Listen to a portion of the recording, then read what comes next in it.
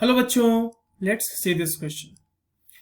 What do you mean by point sources और non point sources of water pollution? Water pollution के point sources और non point sources से आप क्या समझते हैं, वही आपको इस क्वेश्चन में लिखना है. चलिए इस क्वेश्चन को सॉल्व करते हैं और सबसे पहले ये देखते हैं कि इस क्वेश्चन का की कॉन्सेप्ट कौन सा है. अब देखिए, वाटर पोल्यूशन आपको पता होना चाहिए ना कि इसको वाटर पोल्यूशन होता कैसे है, and sources of water pollution are basically the key concept required for this question. But ठीक है, water pollution can also be a key concept. Water pollution में देखिए, समझिए क्या होता है कि वाटर में, किसी भी वाटर बॉडी में, चाहे वो रिवर है, चाहे वो पॉन्ड है, चाहे वो किसी भी तरह का वाटर बॉडी, रिजर्वायर ही क्यों ना है, उसके जब अंदर कोई ऐसा अनडिजायरेबल चेंज हो जिसकी वजह से वो पानी पीने के लायक ना रहे, या फिर उसमें जो एक्वेटिक एनिमल्स रह रहे हैं, वहां की जो बायोडाइवर्सिटी है, उसको उसकी वजह से खतरा हो जाए, तो हम बोलते हैं कि वो वाटर पोल्यूट हो गया है, और या फिर बोलते हैं कि there has been water pollution.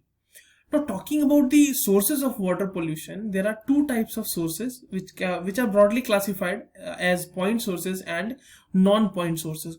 ठीक है, तो अब देखिए पॉइंट सोर्सेज की हम बात करते हैं.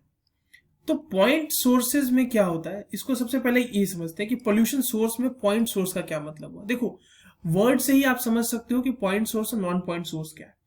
जहां पे आप पिन पॉइंट करके ये बोल सके कि यहां से डिस्चार्ज हुआ है और यहां से पोल्यूशन हुआ है, those are called point sources.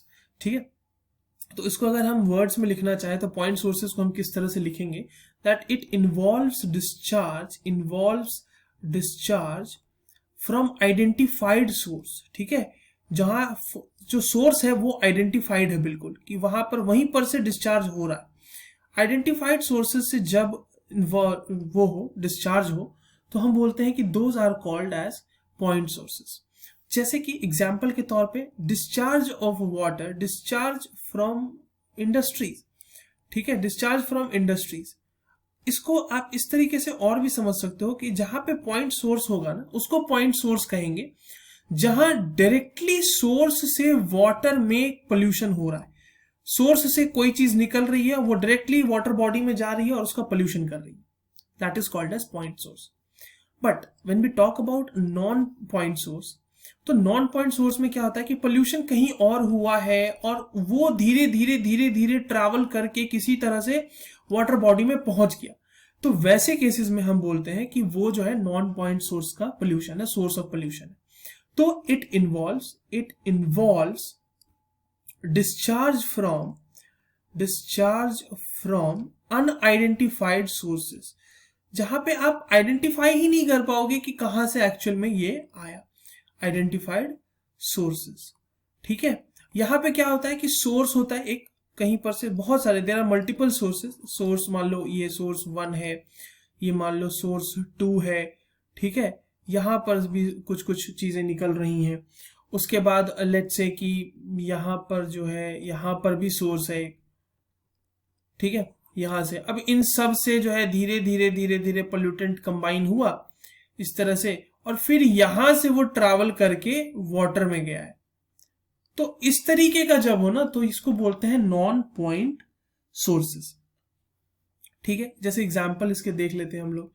तो एग्जांपल जैसे लैंड रन ऑफ, जैसे एग्रीकल्चरल लैंड से रन ऑफ होता है, तो वो कहीं होता है, किसी के जमीन पे होती है, खेती जहां पे हो रही है, वहां से agricultural land of run of हुआ और वो धीरे धीरे ट्रैवल करता हुआ किसी वाटर बॉडी में पहुंच गया. जैसे कि एटमॉस्फेरिक वॉश आउट होता है ना. अब जैसे मान लो कि कहीं पर इमिशन हुआ NO2 का या फिर SO2 का, वो जो है धीरे धीरे हवा में ट्रैवल कर रहा था और वो धीरे धीरे जो है किसी तरह से बारिश के समय वो एसिड रेन बन के नीचे आ गया.